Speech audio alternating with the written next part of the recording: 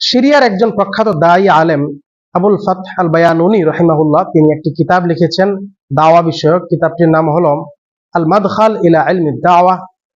এই কিতাবটির মধ্যে দাওয়াহ বিষয়ক অর্থাৎ মানুষকে ইসলামের দিকে দাওয়াত দিবে কিভাবে, দাওয়াহ কাকে বলে, এ বিষয়ে একেবারে বিস্তারিত আলোচনা তিনি বইটির মধ্যে করেছেন।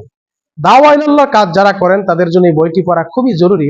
আমি এই বই থেকে দাওয়াহ, ইসলামের যে দাওয়া আমরা প্রদান করছি মানুষকে, সেই দাওয়াটা কাকে বলে, এর পারিভাষিক অর্থ কি, এটা তিনি সেখানে উল্লেখ করেছেন। সেখানে তিনি অনেকগুলো পারিভাষিক অর্থ এনেছেন।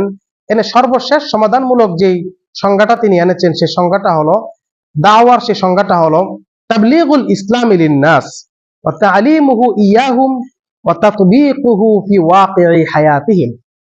তিনি বলছেন দাওয়া হলো ইসলাম মানুষের নিকট পৌঁছে দেয়া এবং ইসলাম মানুষকে শিখানো এবং ইসলাম মানুষের জীবনে বাস্তবায়ন করা, দিনকে মানুষের জীবনে বাস্তবায়ন করা।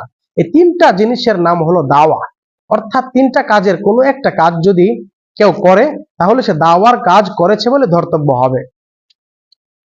এই আলোচনাটির দ্বারা বা এই সংজ্ঞা থেকে আমাদের সামনে একটি বিষয় অতীব পরিষ্কার হয়ে যায় যে সমস্ত ভাইয়েরা দাওয়া ইলাল্লাহর কাজ মাঠে ময়দানে করেন, তারা মনে করে যে অন্যান্য মুসলমানরা হয়তো দাওয়ার কাজ করে না, বিশেষ করে যারা আলেম উলামা শ্রেণী রয়েছে তারা দাওয়ার কাজ করে না, তারা মাদ্রাসার মধ্যে শুধু পড়ায়, তারা দাওয়ার কাজ করলো কিভাবে? এই সংজ্ঞার আলোকে বোঝা যায় যে আলেম যারা আছে তারাও দাওয়ার কাজ করছে, কারণ তারাও তো মানুষকে ইসলাম শিখাচ্ছে। ইসলাম শিখানোটাকে তো দাওয়া বলা হচ্ছে।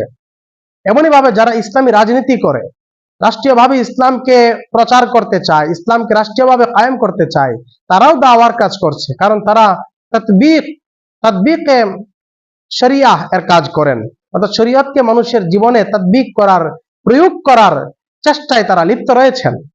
সুতরাং যারা মানুষের নিকট দ্বীনের দাওয়াত পৌঁছাচ্ছেন এবং যারা মানুষকে দ্বীন শিখাচ্ছেন এবং যারা মানুষের জীবনে দ্বীনকে বাস্তবায়ন করার চেষ্টা করে যাচ্ছেন, সবাই দাওয়ার কাজ করছেন, সবাই দাওয়া ইলাল্লাহর কাজ করছেন, সবাই দায়ী, সবাই দাওয়াতের ফজিলত পাওয়ার মতো, সবাই দাওয়ার ফজিলত পাবেন।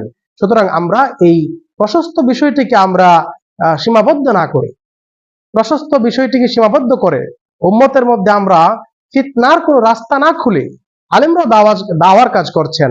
সাধারণ যে দাওয়াতের সাথী ভাইয়েরা আছেন, তাবলীগের সাথী ভাইয়েরা আছেন, তারাও দাওয়ার কাজ করছেন। এই বিষয়টির প্রতি আমাদের অন্তরকে আরো উদার করতে হবে।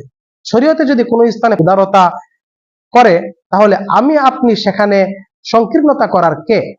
আল্লাহ তাআলা আমাদেরকে বিষয়টি বোঝার তৌফিক দান করে।